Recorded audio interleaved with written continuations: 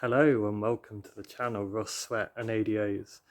If you're new to the channel, I guess this gives you a taste of some of the things that I have kicking around the unit. At the moment, it's getting incredibly full.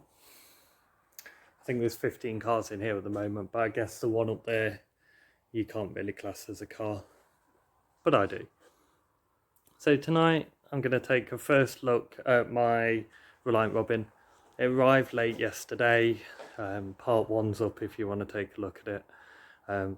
Comical value for me trying to remove the car off the trailer.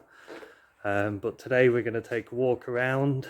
I don't know much about this car, if I'm honest. I know it's got no keys, so I'm not sure what issues that's going to pose. I also want to take the cover off into the engine bay because I think it's had a fire, but we'll see. So let's have a walk around as best we can and look at some of the interesting features of this car. So first feature, look at those wonderful backlights. Having looked on eBay, replacement backlights for the Reliant Robin are quite expensive. They're the same lights that were fitted to the Mark 3 and 4 Escort vans, so as such you pay Ford tax. There's no hubcaps on this car. As you can see, it's been sat under a tree for quite a long period of time. I believe this is what they call the hatchback because it's got a sloping back window, not straight up estate, and obviously it's got the side glass, so it's classed as a hatchback, sorry, not a van. The paintwork's pretty faded all over, but I think it should come up with a polish. This door doesn't look too bad, and as you can tell, closes like an Audi. Actually, that's wrong, isn't it?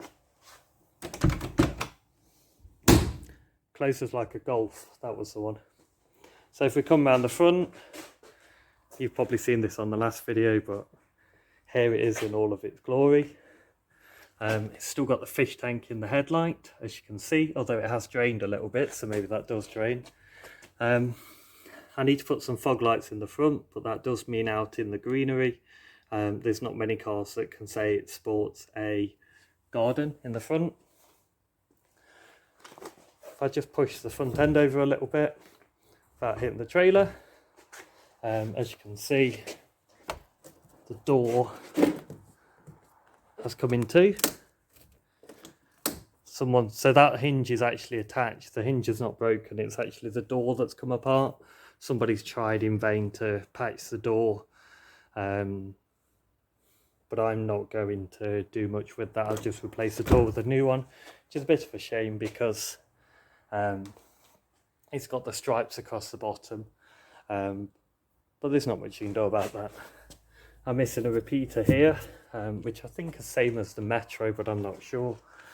But in terms of bodywork, I don't think it's too damaged. There's a little bit here where it's cracked, and then there's a little bit on the nose cone where it's damaged, but compared to my last one, it's much better. So we just edge it over. It's a good thing about these cars, they're very light. You can just push them around with your knee, and also move it off my Mini. So let's have a look inside, and this is where it gets a little bit gross. Yeah, that carpet is pretty damn bad. This seat's obviously not original. It's a different seat to what is fitted on the other side, and I've not quite worked out how you tilt the seat up yet, which is amusing, being as I had one before. Oh, there we go. Oh, wow. So there is quite a lot of water in the footwell, which I really need to look at getting out, and that passenger seat is absolutely gross. It's got speakers in the back, which is quite nice. They look like Audi specials. The back seat actually looks really nice, so that's a positive. And one thing that I do like is the headline is quite nice, although I'm not totally sure what's going on with that light. I guess you could say it's got a black light in it, but I doubt that's actually going to give you any kind of light. There's also some blocks here which seem to be connected to the interior light. And then if you look up here, there's 2 LEDs, which I suspect are like side lights. So this is where it gets a little bit interesting. So if I just set the camera up here, you'll be able to see there's quite a bad burn mark just there. And I was going to do this live on camera, but I've just realised I completely forgot to get a screwdriver. So I've not taken this cover off yet, so I've no idea what I might find. But being as there is screws everywhere, my guess is, there they are. My guess is this cover's been off fairly recently, and by fairly recently I mean in the last week. So I suspect the seller may have taken this off, had a look behind it, not like what's there, and put it back, because he'd left the cover off on the other side. So there's literally only 3 screws holding this cover in, when there should be about 10. Quite a lot of damp going on inside this car, which is not a nice smell. It's quite hard to film and undo screws, but I think I've managed it. So let's just zoom out a bit. Are you ready for the big reveal? What do we think is going to be behind this cover? Comment down below, guys. Look at that. So, in actual fact, what is down there isn't what I was expecting to see. I thought, have a look on the back of this cover, it's all burnt here. And then on this side, it's burnt here. Now that's right above where this wire is here. But that wire there is just covered in oil, which is a bit annoying because I was expecting that to be burnt out. So I don't quite know why this car doesn't work.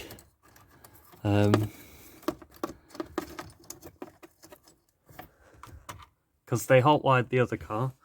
Obviously somebody's had a go at the ignition barrel and smashed all the ignition barrel off, but the lock is on.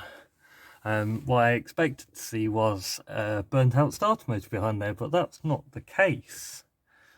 So what I might do is go brave and connect a battery to that starter motor just there, and we'll do true hub nut style, and we'll see if it turns over.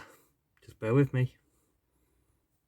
Right, so I've got the jump leads, so we connect the positive to there onto the starter motor, and then nothing. That's annoying. Oh yeah, forgot pre-engage. Can't do it like that, can you? How do we do this again? I can't remember.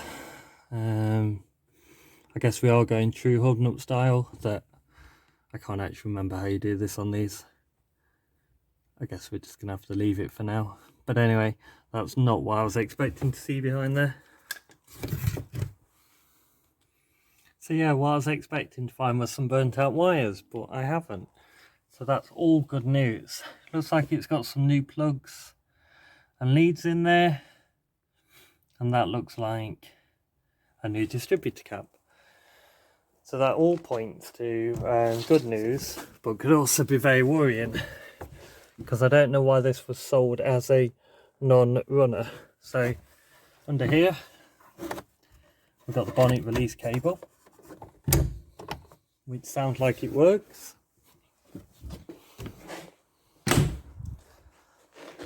Look at that. And there we go. One incredibly grubby engine, but doesn't look too bad in there.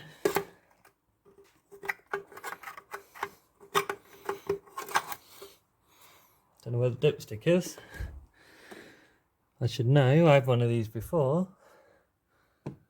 What did I do with the dipstick? Apart from the person that bought it, of course. it's complete-ish.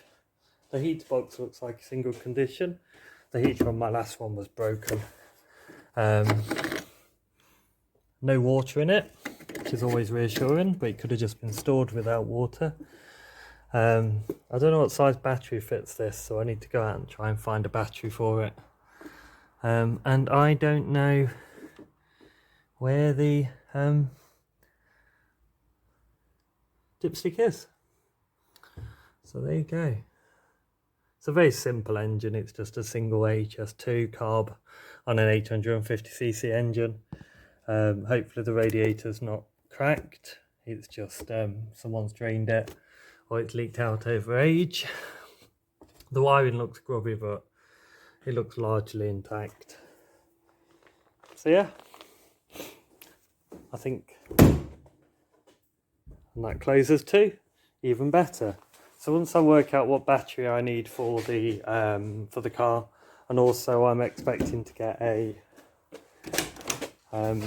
ignition switch soon, so we can put a battery on and try that. But what I wanted to do first, as a first job, was have a look at these window winders, because they're missing the knob. These from the Reliant brakes are actually quite expensive, and I've not been able to find what car they're off. But what I'm hoping is behind here will be a mini fitting, and as I'm a mini enthusiast, I have a lot of those kicking around, so that's on well. There we go, it's come in. So, ooh, excellent. That looks to be an 1100 fitting. That's not an 1100 handle, but it does look like an 1100 fitting. So let's go and see if we can find a handle. So it's getting a bit tight in here because there's an extra car over what should be in here, over to some of my spares. And then in here, there you go, there's a handle. So that's an 1100 winder handle, and that's the fitting on the 1100 handle. As you can see, it's a square. We'll put them side by side, have a look.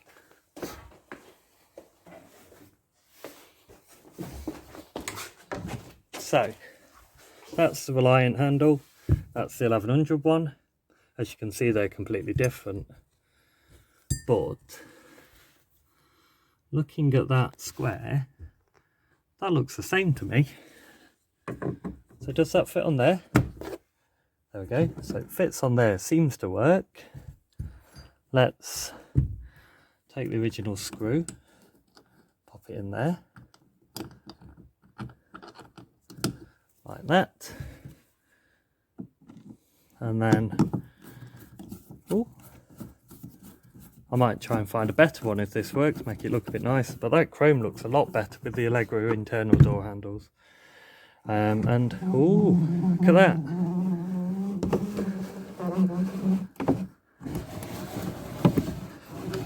I'm calling that fixed. How many miles have we done? 83,321, which is hardly anything for one of these. Yeah. And there's lots of spares over there, which is always reassuring. And also the carburetor side panel is off as well, which is always reassuring. But anyway, we'll get into that another day. The only thing I want to do now is to go underneath it, and let's have a look at what the underside looks like. Now, I know these are galvanized from the factory, so I'm not expecting too much in way of horrors. So a bit of surface rust there. Chassis, as I expected, doesn't look, it's hard to see, but the chassis and engine and everything don't look too bad. Let's have a look at this front arm. Okay, that could be a problem. See if I can get into it and show you what I mean. So, as you can see there, that looks incredibly crusty. And there we go. That's split there. So I think this front arm is rotten. There's your front shock absorber, which looks pretty good actually. I think that was fairly new according to the MOT history. But yeah, that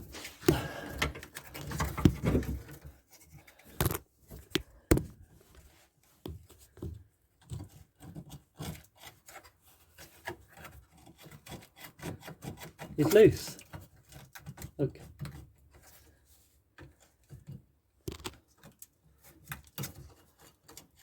There you go, you can just see it moving there.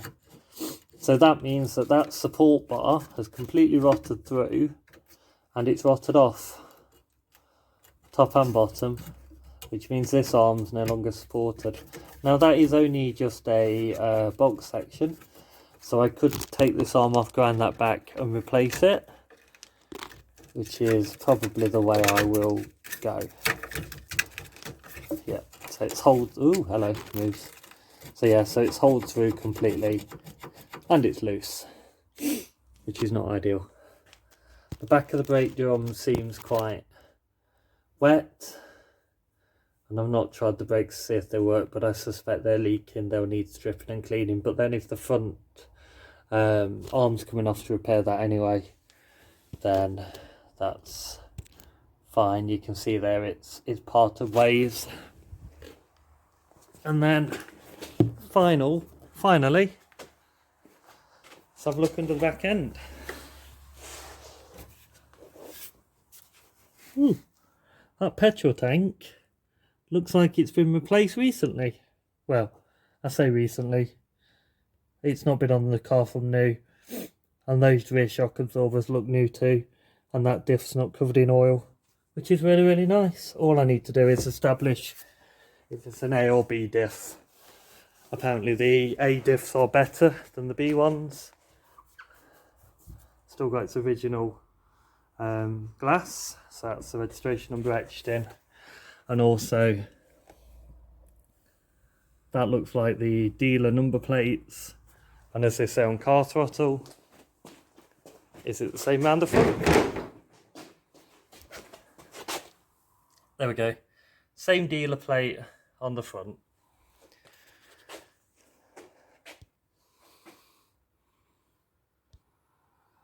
So there you go. I hope you've enjoyed taking a walk around my Reliant Robin and also fixing one of the problems I never thought I'd fix. Also pleased that I was able to establish that it's not been on fire, which was one of my biggest concerns. A little bit upset to see that front arm being rotten, but I know it is a problem on these cars. So I'll contact the Reliant breakers and just see how much it is for a new arm. If it's too expensive, then I'll weld the one up that's on the car because it's only a straight box. But yeah, so thank you for watching my video, and if you enjoy my content and want to see more shit like that,